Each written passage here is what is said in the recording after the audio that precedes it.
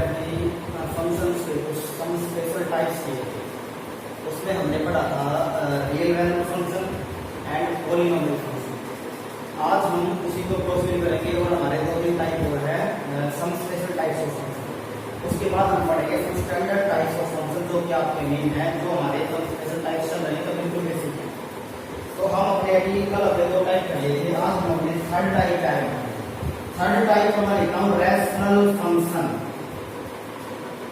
Rational function I hope आप जानते होंगे कि जो रैशनल फंक्शन होता है, मतलब जो सिंपल अगर कोई रैशनल नंबर हो तो वो p/q फॉर्म का होता है, p/q फॉर्म का। तो यहाँ भी अगर कोई फंक्शन होगा तो वो कोशेंट डिवाइड की फॉर्म का होगा। जैसे मैं बात करता हूँ फंक्शन इज डिफाइंड, जैसे अगर मैं बात करूँ फंक्शन इज डिफाइंड बाय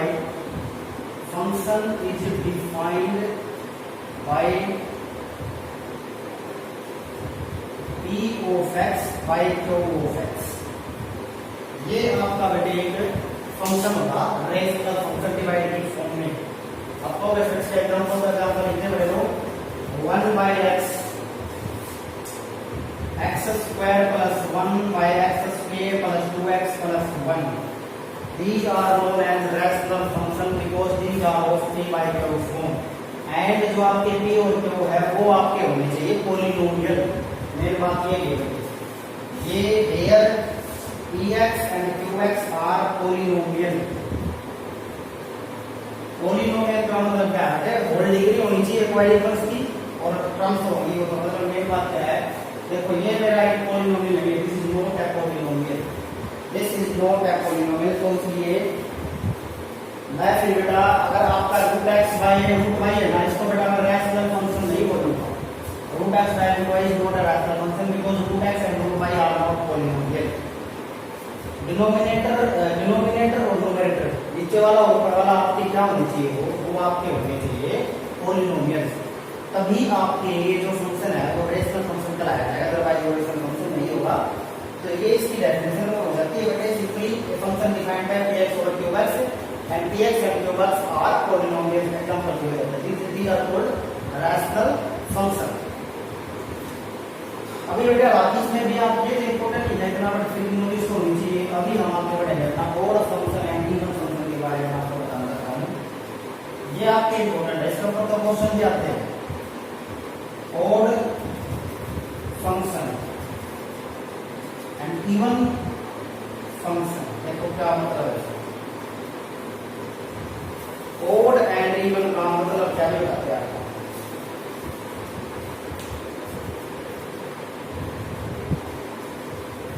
बेटा किसी भी फंक्शन को ना हम ऑड फंक्शन बोलते हैं तो क्या बात होगी, आपके पास अगर fx इवन होगा, सबसे पहली बात ऑड और इवन चेक करने के लिए हम ना x को ना put x is equal to -x, हम x को ना -x रख देंगे, हम x को -x रख देंगे। ऐसा रखने के बाद अगर वो जो आपका फंक्शन है ना माइनस बाहर आ गया, ऐसे मतलब आपकी सेटिंग कर जाती है, तो ये चीज को हम ऑड फंक्शन बोलते हैं। Function is said to be odd function if f of -x is equal to minus होगा। बस ये थोड़ी सी आपकी डेफिनेशन है। इवन फंक्शन में क्या होगा, a function is said to be even function, a function is said to be even function if f of -x is equal to f of x। ऐसे आपको समझ में आया होगा। ये तो बड़ा सिंपल डेफिनेशन है, मैं आपको एग्जांपल के जरिए बताता हूँ फिर आपको समझ में आएगा। देखो fx is equal to x³, मैंने ये एक फंक्शन लिया, पेपर में आके बताओ चेक करो ये इवन फंक्शन है या ऑड है या ये कुछ भी नहीं है। बेटा ऐसे फंक्शन भी होते हैं नाइदर ऑड नॉर इवन, वो चीज अलग है, बट फिर भी इसको हमें चेक करना है कि इवन है या नहीं है, ऑड है या नहीं। कैसे चेक करेंगे देखते हैं इसमें। तो पुट कर देंगे x को -x, सिंपली x को -x रख दो, यहाँ भी -x रखूंगा मैं x की जगह पे, यहाँ भी -x रखेंगे। बेटा जब इसको सोल्व करेंगे माइनस का तो माइनस होगा, तो बस f of -x, बेटा जो माइनस बाहर है ना क्यों हो गई, तो x³ की वैल्यू f of x ही तो है, तो माइनस पहले भी जी f कर दिया वापस। एक बार इस पे नजर मार के देखो, जस्ट वेरिएबल हो एक मेरा वाला तो लिखता हूं इसको इन्होंने क्या लिखा था पहले कोई बात हो है मैंने ये स्टेटमेंट दी है x क्यूब x को मैंने माइनस x रख दिया यहाँ पे जब मैंने माइनस x रखा माइनस का तो क्यूब हो गया ना और जो x क्यूब है वो f के बराबर ही तो है रकम से तो f of minus x minus of x देखो मतलब मैंने माइनस रखा बट मेरा माइनस बाहर आ गया कॉमन आ गया वो उसको बोलते हैं वो फंक्शन अभी इवन फंक्शन की बात करते हैं fx is equal to x squared मैंने x को माइनस x रख दिया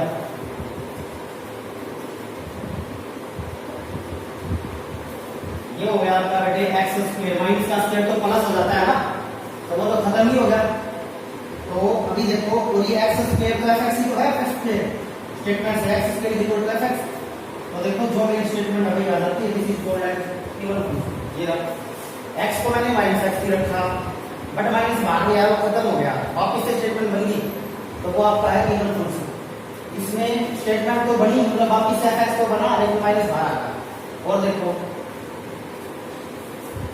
fx is equal to x cube plus x को माइनस x रख दो x को आप रख दो माइनस x यहाँ भी माइनस x यहाँ भी माइनस x तो ये तो हो गया माइनस x क्यूब ये माइनस x माइनस कॉमन ले लेंगे x क्यूब प्लस x होगा x क्यूब प्लस x क्या है x cube plus x fx है तो अकॉर्डिंग टू डेफिनेशन ऑफ और फंक्शन दिस इज 2 माइनस बाहर आ गया तो f of minus x is equal to minus f of x इनको बोलते हैं हम ओड फंक्शन इवन फंक्शन का एक जगह पर और रहते हैं देखो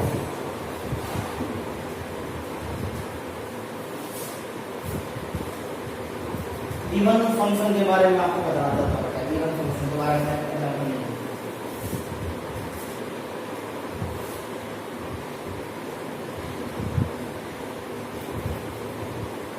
देखो x की 4 plus x square plus 2 x is equal to minus x put करेंगे f ऑफ माइनस एक्स तो यहाँ पे माइनस एक्स रख देंगे 4 हो गया यहाँ पे 2 हो गया यहाँ पे प्लस 2 तो माइनस की पावर 4 आपको पता है प्लस हो जाएगा ये भी प्लस हो गया और वो उसका तो कुछ है ही नहीं x तो ये वापस से स्टेटमेंट होंगे देखो ये बन गई तो f of minus x is equal to f of x minus तो आया ही बाहर भी this is called as even function ये है आपका इवन फंक्शन ये है पीछे जो मैंने बोलते हैं फंक्शन तो ये थे 5 स्पेशल टाइप के फंक्शन आपके इसके बाद अब हम आगे अपना करेंगे बेटे some standard type of function की डिवीजन हम करेंगे देखते हैं क्या होता है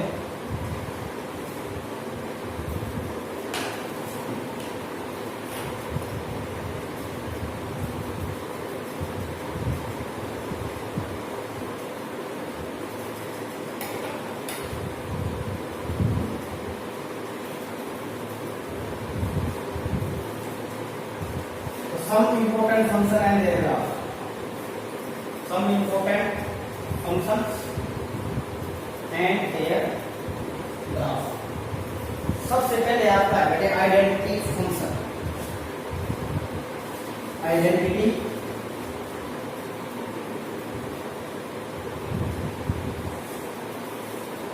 फंक्शन इसकी हम रीडिंग करेंगे graph identity function as the name suggest बेटे आइडेंटिटी का मतलब आपको सकते हो आइडेंटिकल इसका मतलब सोच लो सेम तो मतलब ऐसा कोई फंक्शन होगा आप इसकी डेफिनेशन ना खुद बना सकते हो ऐसा कोई फंक्शन होगा मैं उसमें कुछ भी रखूँ आपको वापस से सेम चीज मिलती जैसे आपने 1 रखा आपको 1 मिले आपने 2 रखा आपको 2 मिले आपने उसमें 3 रखा तो आपको 3 मिले 10 रखा तो 10 मिले जो आप रख रहे हो आपको वही से वापस से मिले जा रहा है उस फंक्शन को हम बोलते हैं आइडेंटिटी अब इसकी डेफिनेशन देखते हैं function is defined by the function is defined by f of x is equal to x this is your identity function कैसे आप जो ऐसे कैसे कर देते हैं जो आप x में 1 रखो यहाँ पे 1 मिलेगा आपको आप x में 2 रखो इधर आपको 2 मिलेगा 3 रखो 3 मिलेगा देखो सेम चीज मिले जा रही है आपको यार बिल्कुल ही सेम चीज आपको मिल रही है एक बात हो याद रखना ये fx आपका जो होता है वो आपके y के बराबर होता है fx is equal to y because जब मैं इसमें रखता हूं तो आपको वैल्यू y के, जैसे ये चीज ना fx को हम y तो बोलते हैं, देखो y किसका फंक्शन होता है, x का, that's why fx y is equal to fx function of x, यहाँ पे रखा x तो इधर आपको 1 मिला, मतलब x में 1 रखा y भी बनाया है, x में 1 रखा y भी 1, x में 2 रखा y भी 2, x में 3 रखा y भी 3, जिसका मतलब मैं यहाँ से बोल सकता हूँ y is equal to x is your identity function, उसकी रखो x में y भी से हमारा ना जरूरत है वही आपको मिल रहा है। तो जितने भी फंक्शन अभी आप चाहेंगे ना इनकी डेफिनेशन, इनकी फॉर्मेशन ये और इनकी डोमेन एंड रेंज का ग्राफ ये आपको पता होगा। अभी हम इस डोमेन की बात करते हैं। डोमेन क्या है? डोमेन मैंने आपको बताया कि ऑल इनपुट वैल्यूज जो जो आप इसमें दे सकते हो। तो आपने देखा होगा बेटा आप इसमें ना सब कुछ दे सकते हो, ऐसा नहीं होगा कि ये अनडिफाइंड होता है। अनडिफाइंड होता था तो आपको डेमोंस्ट्रेट करता हूं। अगर मैं इसी फंक्शन की बात करता हूं, इसमें आप x को कुछ भी दे दो एक्सेप्ट 0, बिकॉज अगर आपने इसमें 0 दे दिया, because we cannot divide anything by 0, हम 0 से किसी को भी डिवाइड नहीं कर सकते, वो होता है अनडिफाइंड। तो इसलिए डोमेन में हम ऐसे एलिमेंट है जिसके ऊपर फंक्शन आपका डिफाइंड रहे। अगर डिनोमिनेटर की बात होगी, डिनोमिनेटर में कभी भी 0 नहीं होना चाहिए, तो ऐसे नंबर पर नहीं, तो ऑल जगह बचूंगा, तो x नॉट इक्वल टू 0 ये आपका नहीं हो सकता इस केस में। बट वहां पे आप ऐसा कुछ नहीं होगा आपके साथ, आप कुछ भी जो x में आपका हमेशा आपको वैल्यू मिल रही है, अनडिफाइंड नहीं होगा। तो डोमेन तो इस फंक्शन की होगी ऑल रियल। अब एक बार रेंज चेक करते हैं। रेंज का मतलब आपको मिल क्या क्या रहा है, क्या आप जब उसमें ऑल रियल रख रहे हो, क्या आपको सारे रियल मिल रहे हैं या फिर आपको कोई स्पेसिफिक नंबर मिल रहे हैं, जैसे 2 2 बार बार 2 2 मिल रहा है, बार बार 3 3 मिल रहा है, आपको 1 2 1 मिल रहा है, बस 1 2 1 1 2 1 ऐसे मिल रहा है। But according to your observation we can see that here we get all real numbers in y also. तो y में भी हमारे पास सारे के सारे नंबर आ रहे हैं, मतलब y जो रेंज होगी वो भी आपकी होगी इस फंक्शन की all real.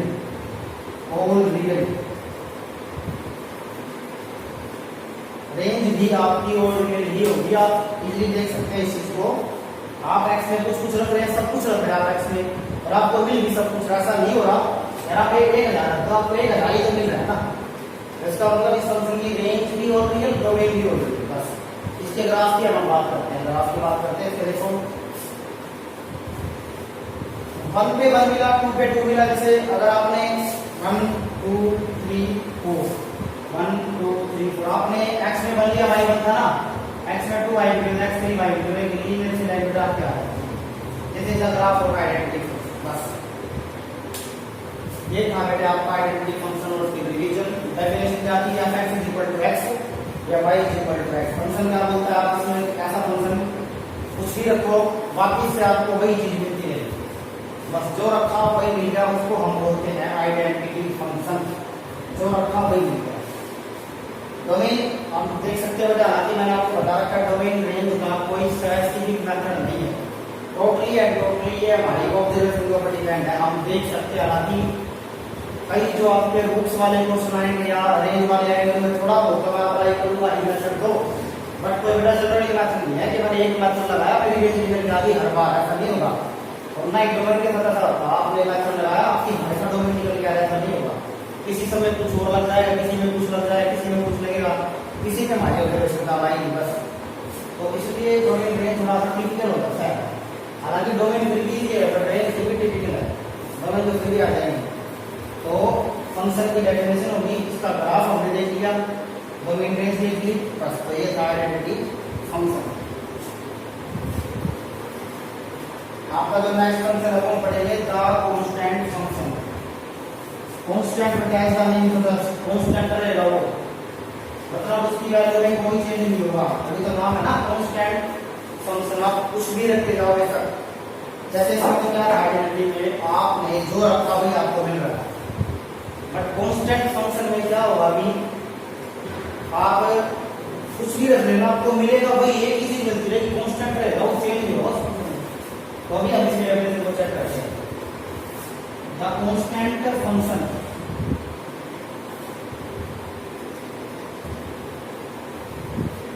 the function is defined by this f(x) is equal to c। तो ये आपको पता है होता है c आपका कोई भी कांस्टेंट है, इसमें आप एक बात नोट करिए, आपने इस सी के पास एक्स है नहीं, तो ये एक्स से इंडिपेंडेंट हो गया। अभी अगर आप इसमें मान रखोगे ना, आपने एक्स में ऐसे मान रखा तो बेटा ये सी रहेगा ना, टू रखो, ये तो आप बात आपको तो बार बार बेटे सी भी करा देखो, थ्री रखो आपको तो बार बार सी भी करा। अगर आपका ऐसे समझ में यार आगे सर इसमें तो एक्स है नहीं, आप फिर भी रख बेटा ये तो वाई तो आपका एक्स का फंक्शन होता है, पर इसमें एक्स नहीं है, बट फिर भी मैं आपको दिखा देता हूँ एक्स छुपा हुआ है इसी के अंदर ही एक्स है, देखो ना कैसे नहीं है एक्स यार, y इक्वल टू c का फंक्शन है ये बेटा। मैं यहाँ पे 0 मल्टीप्लाई x प्लस y तो नहीं सकता हूँ, 0 मल्टीप्लाई x प्लस y अब रखो यहाँ पे x में मान लो 0 into 1 plus y equal to c, बेटा तो खत्म ही होगा, 0 किसी से मल्टीप्लाई करोगे 0 ही तो आएगा ना, तो y इक्वल टू c पूरा रखो x में 0 into 2 प्लस y, फिर से y इक्वल टू c आ गया, छुपा हुआ बेटा x दिखेगा नहीं, ऐसी कोई बात नहीं। तो सिंपल फंक्शन था, कुछ भी रख लो x में, कुछ भी रख लो, बिकॉज़ x सही नहीं है तो फिर 0 के साथ रखना, आपको y सेम मिलता रहेगा, हमेशा सेम रहेगा, कांस्टेंट रहेगा, हमेशा क्या रहेगा भाई कांस्टेंट। तो अभी डेफिनेशन समझ में आ गई, f इक्वल टू c, या एक क्वेश्चन उठा लो आप, जैसे y इक्वल टू 2 है, y इक्वल टू 2 इज योर कांस्टेंट फंक्शन, आपको सॉरी इसका तो x है नहीं बेटा, x ऐसे आप x को रख सकते हैं ना 0 into x प्लस y। अभी आप x में कुछ भी रखो, कुछ भी y आपका ना दो ही मिलता रहेगा, दो कैसे, x में आपने क्या रखा 0 into 1 0, तो y आपका 2 आया, x में आपने रखा बेटा की बात 2 0 into 2 0, y आपका 2 आया, देखिए आपने। तो इसका ग्राफ कैसे बनाऊंगा मैं, तो इसके ग्राफ की बात करते हैं। जब भी आपका c बेटे ग्रेटर देन 0 होगा ना c, तो बेटा वो यहां से चला जाएगा, पॉजिटिव है ना, c 0 मतलब c आपका यहाँ पे y तो है बेटे, c आपका y है, y को लेके चल रही है, तो ग्रेटर देन 0 तो ऊपर तक चली जाएगी लाइन, और अगर आपका बेटे c लेस देन 0 है तो नीचे से चली जाएगी बेटे लाइन, तो ऐसी बात है। और अगर आपका c हुआ 0 मतलब y बराबर 0, तो बेटा x एक्सिस हो जाएगी, इक्वेशन x एक्सिस ये आपकी इक्वेशन, ये है c बराबर 0, ये आपकी इक्वेशन है। कंसेप्ट को समझने के लिए ना आपको प्रीवियस नॉलेज होनी चाहिए, ग्राफ कैसे बनाते हैं, अगर आपको वो चीजें नहीं पता है तो आप कभी भी इन चीजों को नहीं गेट कर पाओगे, बेटा आपके घूमते रहोगे नहीं, बेसिक आपका क्लियर नहीं होगा। अगर मैं y बराबर 2 के लिए अभी ग्राफ बनाना चाहता हूं, y बराबर 2, देखो मैंने x में 0 लिया था बेटा, आपका लिमिट 2 मिल रहा था, तो यहाँ पे मिलेगा बेटा तो मिला, 1 लिया आपने तब भी 2 मिला, आपने 2 लिया तब भी 2 मिला, आपने 3 लिया तब भी 2 मिला, तो बेटा ये भी देखो y बराबर 2 की लाइन, आपसे x में माइनस 1 ले लो बेटा तब भी 2 आएगा, माइनस 2 ले लो तब भी 2 ही आएगा, तो ये है आपकी y बराबर 2 का ग्राफ। ऐसे करते हैं आपने अगर पहले सीखा हुआ मट्टा मार लेते हो बेटा y बराबर 2 ऐसे सीधे लाइन से लिखो बेटा, कैसे 1 के ऊपर भी 2, 2 के ऊपर भी 2, 3 के ऊपर भी 2, 4 के ऊपर भी 2, this is called constant function, ये आपका सारा कांस्टेंट फंक्शन। इसके बाद हम कांस्टेंट फंक्शन में देखो मैंने आपको बता रखा है, किसी भी टाइप का हम फंक्शन करेंगे तो उसका ग्राफ, उसकी डेफिनेशन, उसकी डोमेन और उसकी रेंज। तो अब हम डोमेन की बात करते हैं, डोमेन क्या होगा,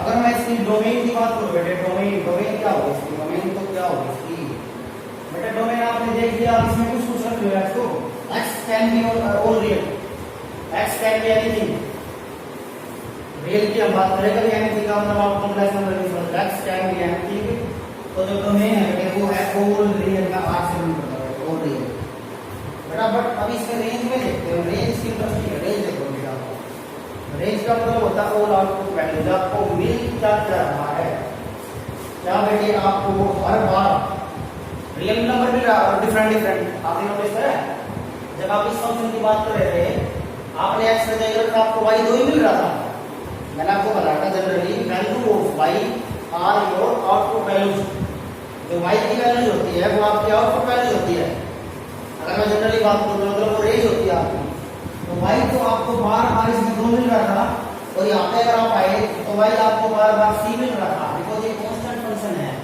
तो इसकी जो रेंज हो गया रेंज वो होगी ओनली c, बस बेटे फील करो, इनको फील करोगे ना तब समझ में आएगी। आप सोच सकते हो रेंज जो आपकी होगी वो ओनली सी ही तो ना, कैसे यार आपको जो मिली सी का बार बार, अगर मैं जनरली बात करूं तो अगर मैं y बराबर 2 दूं, यहाँ पे x में जैसे लगा दो बेटा 0 x करके x में आप कुछ भी रख लो, आपको y तो 2 ही रहेगा ना, तो जो आपकी रेंज है जो आपको बार बार मिल रहा है ना बार बार, तो वो आपका बस वही है। इस केस में तो आपकी दो इसकी रेंज हो जाती है। और डोमेन में क्या आप इसमें कुछ भी रख लो, डोमेन में तो जीरो इंटू एक्स का अनडिफाइंड तो होगा नहीं। तो डोमेन इसकी ओरियल एंड रेंज इसकी सी, और सी क्या भी एनीथिंग हो सकता है, बाद में सी दो भी हो सकता है, 3 भी हो सकता है, 4 भी हो सकता है, -5 भी, ठीक है ना, 1/2। तो ये है आपका constant function. Domain Oryol range सिर्फ एक कांस्टेंट बस। इसके बाद बेटे हम पढ़ते हैं लीनियर फंक्शन। बट आपका जो लीनियर फंक्शन है ना वो बिल्कुल आइडेंटिटी फंक्शन ही होता है, बट उसमें आइडेंटिटी मतलब क्या करना है, आपको जो रफ रहेगा आपको वही करना। तो इसमें तो अलग भी मिल सकता है, बट एक बताइए कि नहीं ग्राफ का कैसे है, मैं आपको दिखाता हूँ कि क्या है आपका linear function.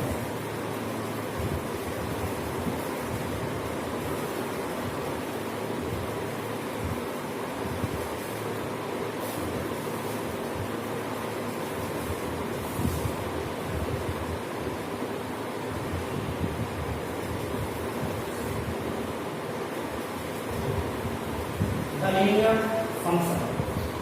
Linear function is defined by an equation, बड़ा जैसे फॉर्मूला होता है इसका, यूनिवर्सल फॉर्मूला आपका ये होगा बेटा, as the name suggests, linear का मतलब डिग्री आपकी 1 होगी। linear पॉलिनोमियल आप इसको भी बोल सकते हैं ax + b, इसको बोलते हैं हम बेटे linear function। एग्जांपल अलग से अगर ये जनरली है ना, a और b आपके कुछ भी हो सकते हैं, और यहाँ पे x का y भी हो सकता है, वो y का फंक्शन हो जाएगा। जैसे 2x + 3 ले लो यार, आप 4x + 5 ले लो आप, और अगर मैं b को 0 लूं और a को 1 लूं तो यहाँ पे x हो जाएगा, which is your identity function. तो मैं बेटा कह रहा था ना, जो आइडेंटिटी फंक्शन है वो लीनियर फंक्शन का एक स्पेशल केस आप मानो। आइडेंटिटी फंक्शन की स्पेशल केस होता है रियल फंक्शन। तो इसके बारे में हम बात करते हैं कैसे क्या इसका सिस्टम होगा। सिंपल सा ग्राफ है, इसको अगर y है तो y तो होता ही है। जब आप 10th चैप्टर पे जाओगे ना तो आप वहां पे पाओगे कि जो इक्वेशन मैंने लिखी है इसके नीचे ये बेटा आपकी है equation in the intercept form, slope intercept form की है, स्लोप इंटरसेप्ट फॉर्म। अभी के लिए बेटा मैं इसको सस्पेंस में छोड़ रहा हूँ कि स्लोप क्या होता है, इंटरसेप्ट क्या होता है, हम 10th चैप्टर में पढ़ेंगे। बट थोड़ी सी सेम है, यहाँ पे ये और भी m और c आ जाएंगे, ये सेम होगा, बट m स्लोप हो जाएगा, c इंटरसेप्ट हो जाएगा भाई। वो चीज हम बात करेंगे, फिलहाल आप समझो इस चीज को भी जो आपने मैंने बताया। इसी तरीके से आप क्या लिख सकते हैं, तो ये है आपका लीनियर फंक्शन। पहले हम इसका ग्राफ चेक करते हैं, ग्राफ क्या होता है। मैं आपके लिए बेटा एक तरह से 2x + 5 लेके चल रहा हूँ, इसका ग्राफ बनाऊँ बेटा, सही तो होगा बनवाने के लिए बेटा, बस आप सबको एक x को जब हम 0 लेंगे बेटे, ये 1 2 3 4 5, x को जब मैंने 0 लिया y आपका है 5, ये रहा। x को जब मैंने 1 लिया y आपका है 7, 0 लिया तो आपका y आया 5,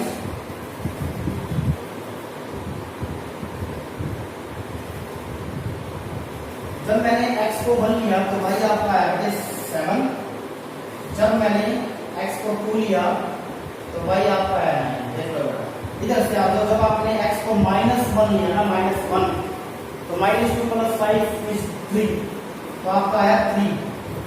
क्या आप इमेजिन कर सकते हैं जो ये लाइन बनी है, क्या ये लीनियर है ना, बिल्कुल स्ट्रेट लाइन है, ये लीनियर बिल्कुल स्ट्रेट है, और सारे के सारे पॉइंट इसी लाइन के ऊपर लाई कर रहे हैं।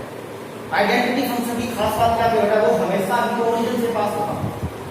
आइडेंटिटी फंक्शन का ग्राफ ऑलवेज कहां से पास होगा, ओरिजिन से पास। तो बेटा वैसे ही ग्राफ है, वो थोड़ा साइड से मिलेगा, बिकॉज़ यहां पे वहां पे तो y = x है ना, तो x 0 पे y भी 0, x आया है। तो अभी बेटा जो मैंने इक्वेशन लिखी थी y = mx + c, तो यहां पे जो है मेरा बेटा वो ये एंगल ये कितना नहीं बनेगा, थीटा जो है अपोजिट डायरेक्शन में एक्सिस है, इसको बोलते हैं हम स्लोप। और जो c है बेटे वो है ये वाला, ये y इंटरसेप्ट। ये लेंथ कितनी है बेटा, ये लेंथ 5 है। तो आप वहां पे जाके पढ़ लो, तो मैंने आपको थोड़ा उसके बारे में बता दिया है। ये है c, y का इंटरसेप्ट, y का इंटरसेप्ट 5, कितना है स्लोप यहाँ से जो करता है। तो ये है आपका लीनियर फंक्शन। इस तरीके से बेटा आपको क्वेश्चन करना था। इसके बाद मैं भी आपको बताता हूँ इसकी डोमेन एंड रेंज।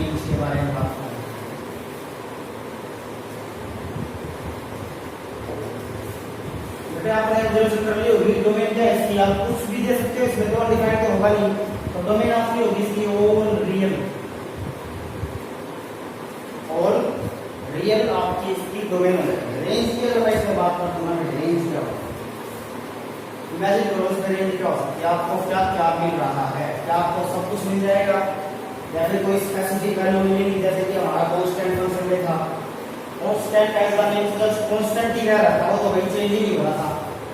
y बराबर 2 है तो आपका 2 ही आ रहा था, y बराबर 5 है तो आपको 5 ही मिले जा रहा। x में तो x तो चलो आपका चेंज हो रहा था, बट आपका y तो चेंज नहीं हो रहा था, बट x तो आपका चेंज हो रहा था, बट आपका y चेंज नहीं हो रहा था।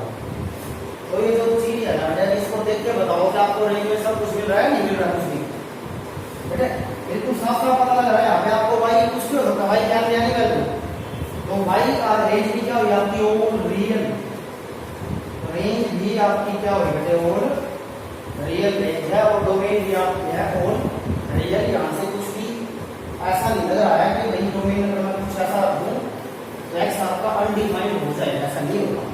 तो बेटा ये मैंने आपको इसके ग्राफ बना के दिखाया, वैसे बेटा आप जनरली सोच सकते हो इसके ग्राफ के बारे में। देखो y is equal to ax plus b, जब आप x में 0 रखेंगे तो y आपका b आएगा, मतलब कहीं ना कहीं तो आएगा ना, तो सिंपल ये है बस, ये है आपका इसका ग्राफ। अगर मैं जनरली बात करती हूँ तो जनरली अगर मैं बात करती हूँ तो बेटा ये है आपका थीटा, ये है आपका यहाँ से b हो जाएगा। देखो अगर आप बेटा बुक में पढ़ोगे ना तो आप जान पाओगे, इसको हम स्लोप इंटरसेप्ट फॉर्म भी बोलेंगे, स्लोप इंटरसेप्ट फॉर्म। तो ये था आपका लीनियर फंक्शन, तो ये जो मैंने फंक्शन करवाया बेटे अच्छे से स्टडी कर लेना। इसके अलावा बेटे हमारे 5 फंक्शन और रहते हैं जो आपके इंपॉर्टेंट फंक्शन है, modulus function, fractional part function, तो वो भी हम इसमें डिस्कस करेंगे नेक्स्ट फंक्शन में। तब तक बेटे आप इनकी दोबारा से स्टडी करेंगे।